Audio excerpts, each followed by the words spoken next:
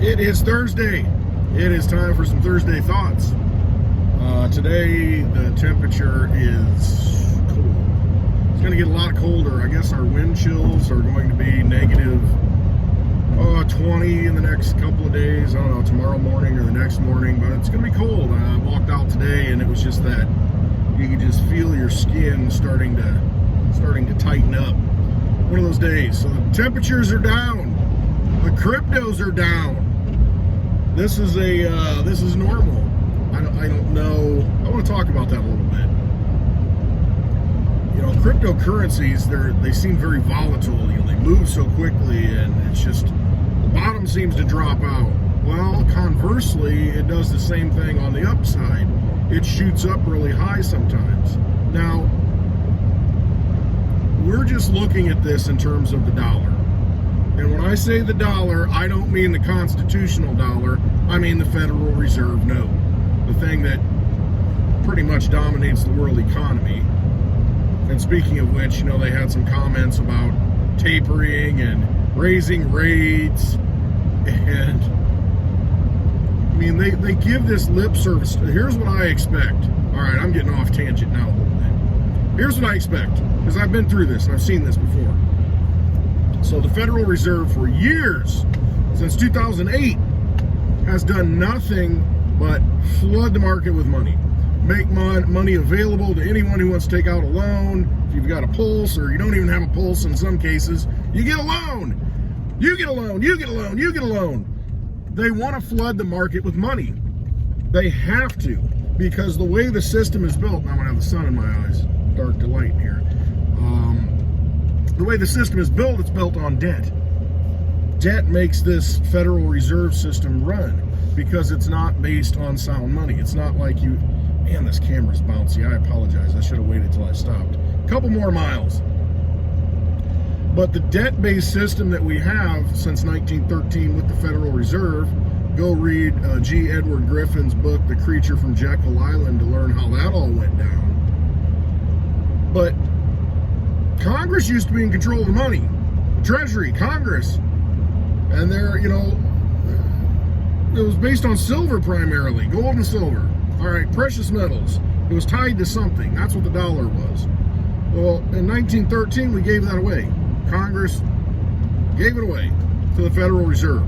Now, if you go and look who owns the Federal Reserve, or the shareholders in the Federal Reserve, excuse me, getting ahead of myself here. Make sure but if you go and look at the shareholders, I guess you just search shareholders of New York Fed, because there's 12 Federal Reserve banks. The New York Fed is the one. That Reserve Bank is the one that kind of pulls all the strings. Look who owns it. It's the same banks they're bailing out. So I mean, when you really start getting your head around what this thing is, it's this quasi wannabe government entity that's not a government entity, that's really private, that interacts with government. It creates all our money, mailman, and it's not sound money. I mean, when you really dig into it and you look at it, you think, no, how is this even possible? How is this even legit? How is this even legal? Well, it's really not legal, but it's statutory. Let's just say that. Congress voted it in. It's not law according to the Constitution. It violates the Constitution, but Congress just passed the law. See, that's the problem with a democracy, is when the most votes win. So 51% of the people basically steal from 49% of the people. And that's why we have a constitutional republic. There are checks and balances that are supposed to be in effect, because if you've got the majority voting, you know, you look at whoever's the majority in government, they can do whatever they want to the other 49%.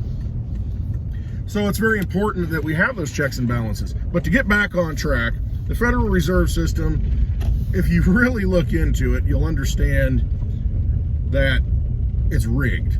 I mean, it is not benefiting you. All right, we get over these bumps, and then I'll settle down.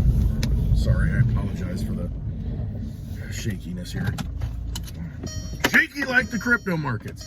No, get settled here. get this going. So, I don't like this holder. I need to get a different one. All right. So the Federal Reserve System, the way it's set up, it's a debt-based system. It's not backed by anything. There are no reserves in the Federal Reserve. The Federal Reserve is not federal. It's not part of government. It doesn't have assets that are sound, that are legitimate assets. Now, they'll say they've got assets because they go out and they buy up all these junk bonds and all these things, you know, these derivatives that got flooded onto the market. All they did was just absorb those and buy it at market price. So they made all the institutions that created these whole. But it's another story. But you've got a debt-based system. So every Federal Reserve note that's created is a debt is attached to it. There's interest attached to it that has to be paid back. So if you start from zero and they say, here's $1,000 they put into the system. Okay, now there's $1,000 of liquidity in the whole system. Well, that $1,000 has to be paid back. Okay, so you pay it back when you're done with it, or whoever's done with it, but you got to pay it back with interest. So let's say it's 5%. What's that, $50? So you got to pay back $50 with that. And see, I say dollars, but 50 Federal Reserve notes with the 1,000 that you originally took out as principal. So where does the 50 come from? We just started this thing up and we put 1,000 out there. That gets paid back. We've created no more. Where does the 50 come from to pay the interest on it? Doesn't exist. So what has to happen is there have to be more loans out there, more money into the circulation, you know, and moving around, because as I have text messages popped up, whenever you're making a video, do the do not disturb. You know, there's a little option on your phone. That way nothing pops up. So if the phone rings, you know, and texts and all that, doesn't bother you. But that $50 has to come from somewhere. So they have to continually create money in order to pay back the old money. They have to have the interest out there, create more money so that there's interest to pay back the money that was borrowed. So you see, you get to a certain point though, and it's like, well, how do you continue to pay it back? Well, you got to keep creating more and more. And if you don't create more and more, you get into a process to where things go bankrupt and things implode. And when they start raising interest rates, that's what happens. They control the money supply. So they'll say, well, you know, we're going to make it more difficult to get money. If it's more difficult to get money, the existing money that's out there in circulation, along with the debt that's got to be paid back at certain intervals, it gets harder to pay that back because there's no more liquidity coming into the market, you know. So it's like, wait a minute. So we've got this pool of money in here, and well, we got to start paying these debts back on a monthly schedule. Pretty soon it starts drying up because it's going to pay debt and service debt. And pretty soon it gets to a point where, okay, that's getting harder and harder because there's no new supply of money. We got to use the existing money that's in the system to pay back the debts that we owe, that it was borrowed into existence. And you get into a situation where things implode and the prices of everything goes down, because then, you know, it starts, oh, wait a minute. Well, okay, we're this house that used to be $400,000, you know, can't get a loan for it. Okay, now it's worth $350, or now it's worth $300. And you saw this back in, you know, really 2007, 2008, 9. You saw the price of housing implode because that's what happened. Couldn't pay back all that debt. Okay, so a lot of those houses, they went down, you know, you get houses in Florida for $100,000. At the time, my company wanted me to move to Florida. I looked at a condo that was in a nice area, but it was an unfinished subdivision because they ran out of money, the funding. But a lot of them were done, and I mean, for $100,000, it was a nice place. Now, if I go down there, that's got to be at least $250. And I think, you know, it's just because of monetary manipulation. That's all it is. But I'm way off in the weeds here. The Federal Reserve is a debt-based system. That's what it is. You need more and more and more and more to continue making the economy run, because we're all tied to it in the worldwide economy, because we are the reserve currency of the world, the dollar. So this affects not only the United States, it affects the entire world, is what it comes down to. So when the Fed says, hey, we're going to tighten, we're going to raise rates, you know, we're not going to liquefy the market so much. Okay, that's a big red flag. People start to panic. Wall Street panics and says, wait a minute. Okay, so we're not going to have this continual, supply of money coming into the system, which continues to drive the price of our stocks up because, that's what it does. It liquefies it. The crypto market panics a little bit, who knows? That could be manipulated too because all the exchanges, there's so much on. Who knows? The point is, you want to have real assets. You want to have things that can't be manipulated. If you own your home, and you're not moving, do you really care if today it's worth $200,000, tomorrow it's worth $100,000? You don't care unless you have to sell it and you have to take money and do something else in that system. But as far as the price of it, you still have your refrigerator, your water still works, everything in that home still works. It's invaluable to you. You need it. You like being there. It's your home. They can say it's worth $1 million. They can say it's worth $10,000. Does it matter if you can raise your family there and you're comfortable there and everything works? And it doesn't matter what price in Federal Reserve notes they put on that home, because it still functions as your home no matter what fictitious number is on it. And I would argue the fact you want the price of it to go down because then your property taxes are going to go down. Whole nother issue. We're not getting into that. But when the prices go up, these houses, my house is worth this much, that much. Well, then the county says, guess what? We're going to raise your property tax. And so, they're enslaving you that way too. And then you can pay off your house and then don't pay your property tax. And then the sheriff shows up and then basically takes your house from you, your property that you paid for. Whatever happened to life, liberty, and property? John Locke. Which then became life, liberty, and the pursuit of happiness in the Declaration of Independence. Constitution. So the whole thing's a big illusion. It's the illusion of real money and real value. So when they come out and they say that, okay, we're raising rates, it panics certain players in the markets.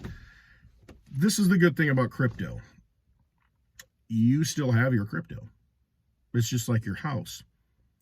The Federal Reserve note figure that's been slapped upon it is lower today. So if you were to look at Litecoin, $150 yesterday. I don't even know if it was that much yesterday. What does it matter? It's $135 today, and I think it went down to $130. You could have gotten a Litecoin $20 cheaper. Now, good luck catching the bottom, and don't beat yourself up over that. And that's a good lesson to learn. Accumulate more crypto, especially those that have a finite supply. Bitcoin, Litecoin, Digibyte. There's a limited amount of them. And when you can get more of them, it's on sale. Why would you not want something that's on sale? So you either believe in cryptocurrency, that it has a purpose, it is an exit strategy, it is a sound asset, it is like your home, an asset that they can't mess with, and you have it and it has its purpose, or you don't, or you're just chasing Federal Reserve notes. And if that's what you're doing, then okay, just have that mindset that crypto is that tool to get more Federal Reserve notes. And they're going to continue to print more of them. They say they're going to tighten up, but what'll happen is they'll probably have some existential event that causes them to, we need to liquefy the markets again, because that's what they have to do to keep the thing going. Otherwise, the whole world implodes, and we have a big depression, and we reset the economy that way. I mean, that's your alternative. I mean, they can tighten it for a while, and if that's their goal, they'll tighten it up, and people will not be able to service their debt payments, and they'll come in and, liquefy. They'll release more money at the right time, and the big players will have access to that money. The big banks and the big venture capitalists and all the Wall Street money will have access to that money before you do, and they will go buy up your home for a quarter of the price or a tenth of the price. They will scoop it up. And that's what happens. That's what happens to farms in the Great Depression. Oh, can't pay the bill? Okay, we're gonna come take it, for pennies on the dollar. Hotels, pennies on the dollar. All the things that were bought up by those people who had sound assets at the time. So if they were holding money, just holding it on the sidelines, those people won. Because as the price of everything plummeted, because there wasn't that much more money in the market coming in. If you owned your stuff, if you had it in your possession, if you had money, if you had an ounce of silver, if you had 1/10 of an ounce of gold, and in this world, if you had a little bit of Litecoin, a little bit of Bitcoin, see, there's no third party attached to that. You own it. There's no debt attached to that. You own it.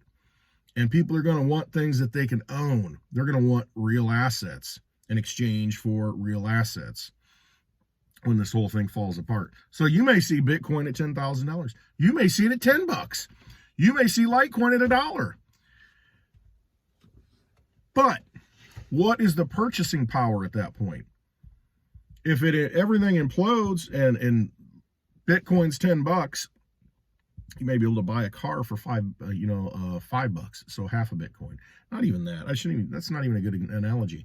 You might be able to buy a house or a hotel or a condominium complex for 1 Bitcoin, because the purchasing power of those sound assets is going to increase. An ounce of silver. I mean, there's stories about, a few ounces of silver bought a hotel in San Francisco in the Great Depression.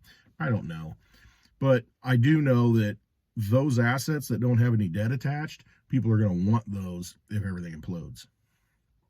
That's just how it goes. And we have new assets now, these new digital assets. Now, some of them will hold purchasing power. They may not hold the dollar value, because the dollar value may change. The Federal Reserve note value may change. It's all a fiction anyway. Hold sound assets. Hold assets with no debt attached. You have your house. You have it paid off. You've got your house. Who cares if they say it's worth $1 bill? Why would you sell it? It doesn't matter. It's what you need. It's what you hold in your possession that matters. So my point in all of this is this blip, this crypto dip, this stock market dip, whatever it is. The stock market is manipulated. And somebody made a good point. George, in one of the comments, had said that the Dow Jones, it's an industrial average. They put stocks in there that are performing well, and when they don't perform well, they pull them out and they put ones in that are. So it's really a rigged game. And so they keep it propped up that way. And that's where the money flows into anyway when they create more money. And it's just the whole thing. And then good luck. Okay, you think you own a share in the company? What voice do you have? Do you have a stock certificate, that shows that you own that? Or is it through some third party? Go look at Bix Weir. I mean, he talks about that a lot through Seed and Company. And I think even Bitcoin Ben talks about that. You really don't own those shares. Again, when it all falls apart and you want a tangible item, you can say, hey, I got 100 shares of Apple. What's that going to do for you? What purpose will that serve at that point? What can you do with it? Are you going to give it to somebody else? Do you have the certificate to where you can hand it to somebody else and say, here, I'll give you a share of that for some food? You can do that with cryptocurrency. Send a little bit of Bitcoin, send a little bit of Litecoin, send a little bit of Digibyte. Hey, you're growing, you've got, some food over here that I need. Some eggs, some apples, whatever it is, garden, they're growing stuff. Radishes in the spring. My little dog loved radishes. Oh, I miss her. Yeah, let's see. Gotta stop thinking that way. She was sweet though. Loved radishes. So, you want some radishes, and it's, here's some Digibyte for some radishes. You're exchanging real things of value that you hold in your possession. So it's key to hold it in your possession. There's still only going to be 84 million Litecoin. There's still only going to be 21 million Bitcoin. There's still only going to be 21 billion Digibyte. There's a fixed supply of it. Nothing changed with the price, just like nothing changed with your house. It's still there. They're just saying that it's worth less today in Federal Reserve notes than it was yesterday. Same with the cryptocurrencies. Now is the time to not be afraid. If you believe in what they are and the purpose of them, get them while they're cheaper, when you don't have to spend as much energy to get them. You're always going to be able to hold those no matter what. You will have those.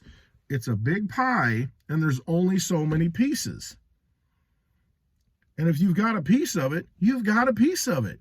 Someone will want that piece of pie at some point. Because everybody loves pie. So just understand that and don't let your emotions, they want you to get emotionally upset. They want you to say, I'm out of this. It's going to go to zero. It can't go to zero because I'll hold some and I won't sell it at zero. And there's so many other people like me. So don't let them shake you out of this because, all they're doing is just, messaging and saying they're going to do this, saying they're going to do that. That's what they do. They want to manipulate your emotions. That's all they've ever done. They want to steal your energy. Bunch of vampires. That's all they are, trying to steal your energy. Don't give them your energy. Instead, turn the tables on them and say, okay, you're going to give me this on sale. I'm going to be able to go out and grab this, because, everybody's panicking. You got everybody upset. Guess what? I'm going to be the ones with nerves of steel. I'm going to go out and buy it. And that's what you do. You accumulate more. You've got more pieces of pie. As those pieces of pie are going to be very valuable when people are hungry because you've got something that they want. You've got a useful tool, something that they can't stop you from sending. You hold it in your own possession. No bank can control it. No government can control it. Now, I'm talking about sound cryptocurrencies. I'm not talking about ones that are just made up, and they got trillions of them. Do your own research. I'm just talking about things like Bitcoin, Litecoin, Digibyte. I mean, there's a few others, but I just don't talk about them because, I'm going to talk about what I've done my research on and what I believe in, what I know to be things that work. So, if it's on sale, it's a good time to buy a piece of pie. I'd rather have it on sale. I think most people would. I want to talk about one other thing. I've rambled on long enough. I don't even know where I was going with this. But basically, you're in a debt-based system, and they're going to manipulate that. They're going to control that. They're going to message. They're going to say they're going to do certain things. But you know what? At the end of it all, if you hold sound assets, you can't lose. That's the way I look at it. You've got something in your possession. Now, that can be gold, can be silver, can be land, can be your home, can be an automobile that's paid off. I mean, yeah, there's strings attached. You got licensing and this and that. But the thing is, you own it. You can use it. When other people, if they can't pay the bill, they come take that car. So, cryptocurrency, same thing. It's useful. You hold it in your own possession, and you can take a fraction of it. It's better than gold and silver in a lot of ways because you can take a fraction of it and say, okay, this is how much I'm going to give you for those radishes. You got one silver coin, it's like, well, what am I going to do? Cut it in half? Gold coin, what am I going to do? Shave a little bit off, weigh it, and say, okay, this is what the radishes are worth. I mean, it doesn't work the same way. It is a good store of value. It is an asset. However, it's not easily divisible. Cryptocurrency, you can divide it, Bitcoin, Litecoin, Digibyte down 8 digits to the left of the decimal point. Is that right? To the left, right of the decimal point. Yeah, right of the decimal point. Down to 1 Satoshi. 7 zeros and a 1. Point. 7 zeros and a 1. So it's just a very sound asset for the digital age. And I've said that many times. It's sound money for the digital age. That's what these things are. Specifically Litecoin. It serves all those purposes. One other thing, there is a service that I'm looking into. It's gethedge.io.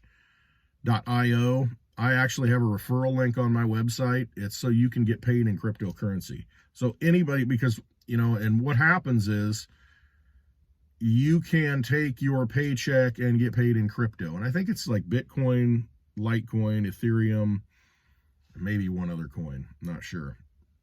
You can take your paycheck and get paid in crypto. And it doesn't have to be the whole paycheck. It can be a percentage. So if you want to say, okay, I want to take 10% of my paycheck and just immediately convert it into crypto.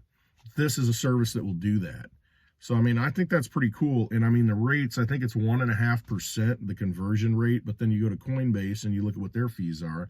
You go to ATMs and look at what their fees are. 1.5% is about probably the best you're ever going to find. And so it's pretty slick. I've known about this for a long time, and now it's finally being rolled out. And, I'm excited about it. I'm just trying to figure out how much I'm going to percentage-wise do. I thought about, hey, I'm going to take my whole paycheck in Litecoin. There's some logistical things because the old system still requires payments a certain way. So, I got to think about that. And I'd love to be able to do that. and then just pay with Litecoin. I can do that with certain cards, like the Litecoin debit cards, the Litecoin card. I can do that. But I mean, I got to look at how we're in this transition. So, there are tools that work sometimes for some things and not for others. But no, it's a cool service. I actually have a referral link on my website now, to where if you click on it on my website, it helps me out just a little bit. So I just believe in the product. That's why I have got it linked on my website. So ClintWestwood.net. I've got referral links out there. GetHedge is one of them. Several others that are all good products. And, it's about getting people into crypto. And I mean, what better way to get into crypto is like take 10% of your 5% of your paycheck right off the top and throw it into Litecoin or throw it into Bitcoin and just forget about it. I mean, you look at your pay stub now and you look at the taxes that come out of it and you forget about how much you're getting robbed. You know what? Take 10% out and pay yourself, ahead of everything else, and just make it work, with what money's left. I don't know, it's a good service. I know the guy that runs it. He's a good dude. So, it's kind of a neat thing. Any other questions? I'm trying to think. I wanted to address something. Somebody had asked the question about why is Litecoin so stagnant? It doesn't seem to run up with the crypto market.